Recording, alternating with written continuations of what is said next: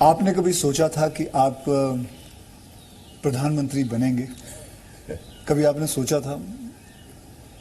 और सोचा भी था तो कौन से साल में, कौन सी उम्र में आपने सोचा था कि मैं इस देश को चलाना चाहूंगा? कभी ऐसा विचार नहीं आया। अच्छा। और सामान्य लोगों के मन में बात गले नहीं उतरती है। शायद जो बन जाते हैं सबके जीवन में ऐसा होगा। मैं नहीं मानता हूं कि यानी कोई एकदम फैमिली ही उसी प्रकार से बैकग्राउंड वाली हो और किसी के मन में इच्छा जगती हो तो बहुत स्वाभाविक है।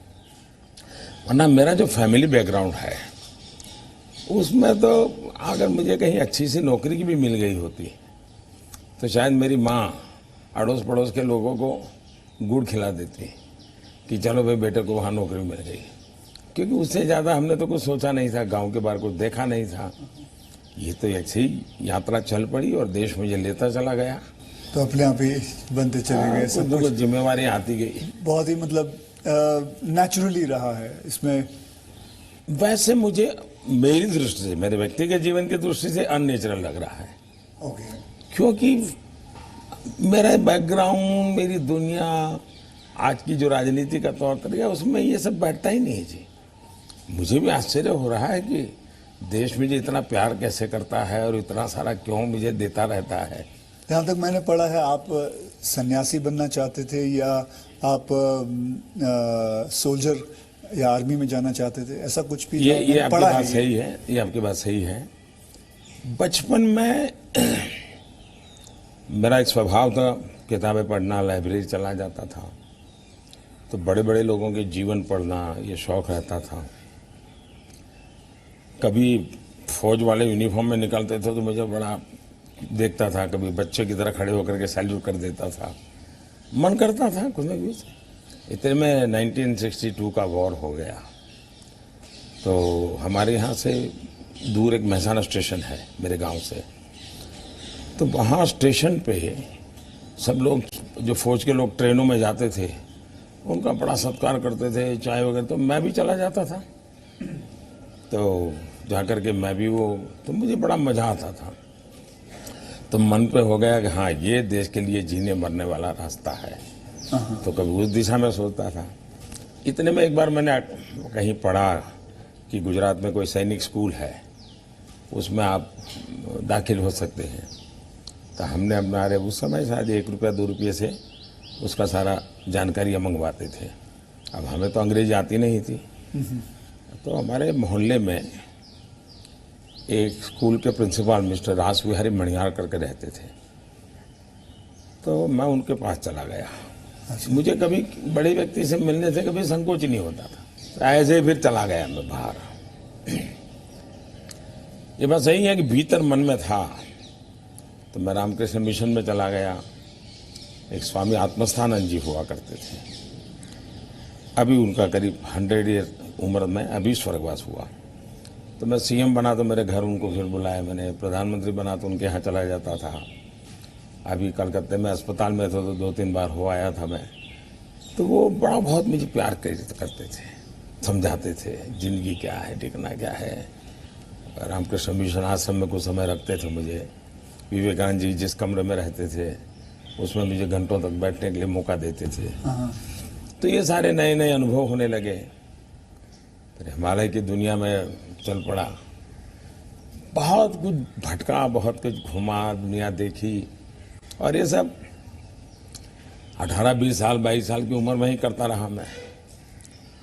लेकिन कुछ कन्फ्यूज़न भी था, कुछ इरादे भी थे, कोई गाइडेंस भी नहीं मिल रहा था, लेकिन मन में सवाल खुद पैदा करता था, जवाब खुद ढूंढता रहता था। ऐसे भटकता भटकता भटकता यहाँ पहुँच गया। तो आपकी लाइफ को मैं अभी आपकी बात में सुन रहा हूँ, तो मुझे लगता है अगर आप प्रधानमंत्री नहीं होते तो जिस हिसाब से आप बता रहे हो तो सन्यासी ज़्यादा लगते थे, मतलब सन्यासी बन जाते थे अगर आप। वैसे मैं क्या बनता ये कहना अभी कठिन लग रहा है, क्योंकि जो सोचा नहीं वो बन गया। वो तो हमेशा होता है, मेरे साथ भी। मैं भी आपको अगर एक किस्सा सुनाऊंगा तो मेरे साथ भी ऐसा ही कुछ हुआ है। मैं क्या बनने वाला था, मैं एक मार्शल आर्ट का टीचर बनना चाहता था, कहा मैं फिल्मों में आ गया और फिल्मों में आते आते हीरो बन गया। मैं आपसे क्या हमारे प्रधानमंत्री जी को मैं ये जानना चाहता हूँ, गुस्सा आता है? और मतलब क्योंकि देखिए सबको गुस्सा आता है, आई एम श्योर आपको भी गुस्सा आता है। अगर आता भी है तो उस गुस्से में आप क्या करते हो? वो गुस्सा निकालने के लिए किस पे निकालते हो और कैसे निकालते हो? मेरे लिए ये कभी कोई कहेगा कि मुझे गुस्सा नहीं आता है तो बहुत लोग को सरप्राइज होता है। आपको गुस्सा नहीं आता? मैं बताता हूँ। अच्छा। सरप्राइज होता है। इसलिए ये कहना कि राजी नाराजी गुस्सा ये मनुष्य के स्वभाव के हिस्से हैं। अच्छा। जिंदगी उसके बिना हो नहीं, हर प्रकार की चीजें हर के अंदर होती हैं, लेकिन जो मेरा 18-22 साल की जिंदगी का जो एक बड़ा तबका था, वहाँ जो मेरी ट्रेनिंग हुई उसमें ऐसी बातें थी जिन लोगों से सीखता था कि आपके जीवन में स्वभाव में ईश्वर ने सब दिया है, अब आपको तय करना है कि जो अच्छी चीज है उसको बल देते हुए कैसे बढ़ना। तो फिर ये चीजें हैं जो नेगेटिविटी लाती है वो रुकती है। मैं कह सकता हूं कि मैं इतने लंबे समय तक मुख्यमंत्री रहा, इतने समय तक प्रधानमंत्री रहा, लेकिन चपरासी से लेकर के प्रिंसिपल सेक्रेटरी तक मुझे कभी गुस्सा व्यक्त करने का अवसर नहीं आया, कभी नहीं आया। लेकिन मैं आपको बताऊं, बाहर जो आपकी छवि है वो एक बहुत ही स्ट्रिक्ट एडमिनिस्ट्रेटर के नाम पे है। स्ट्रिक्ट अलग चीज है। हाँ।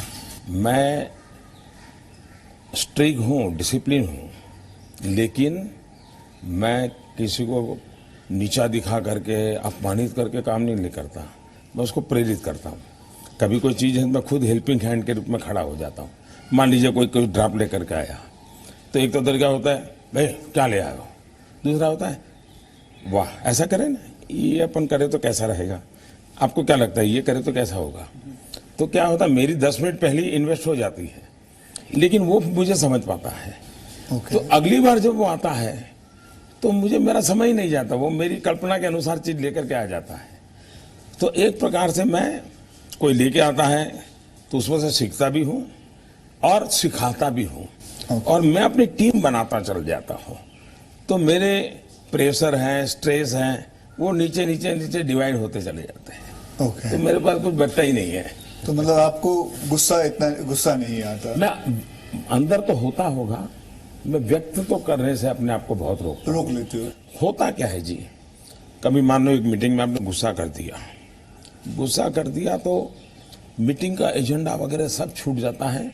हर एक के मन पे वो 2-3 मिनट की समय रहता है, वही छाया रहता है, वो बहुत नुकसान करता है जी। तो मैं जैसे मुझे गुस्सा आता है तो मैं आपको बताऊं, गुस्सा एक निकालना बहुत अच्छी बात है। मैं छोटा मुंह और बड़ी बात, मैं आपसे बहुत छोटा हूं, और मैं कहूंगा कि आप है ना गुस्से को जो है अंदर ना रखे, उसे निकाले। जैसे मैं निकालता हूं, क्या करता हूं, एक बॉक्सिंग बैग घर पे रखा हुआ है, जितना हो सकता है सुबह 4:30-5 बजे मार लेता हूं और अपना गुस्सा निकाल लेता हूं, और फिर थक हार के बस या कभी समुद्र किनारे चला जाता हूं और जोर से चीखता हूं, कोई भी नहीं होता है। नहीं, इसके लिए एक अलग तरीका है। अच्छा। मन की स्थिति के लिए। ओके।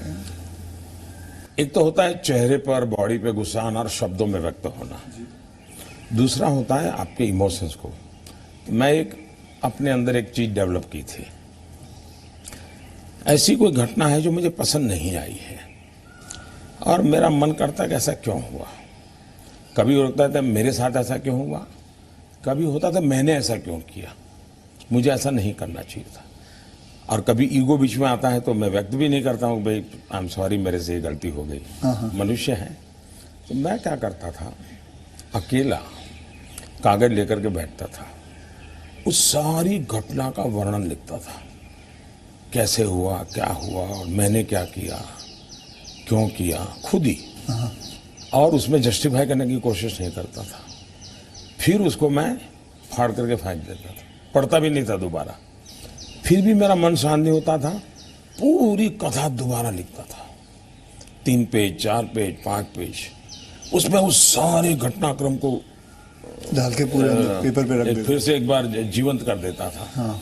इससे क्या होता था कि वो चीजें मेरी जो इमोशंस है उस कागज के अंदर आकर के फिर वो जल जाती थी।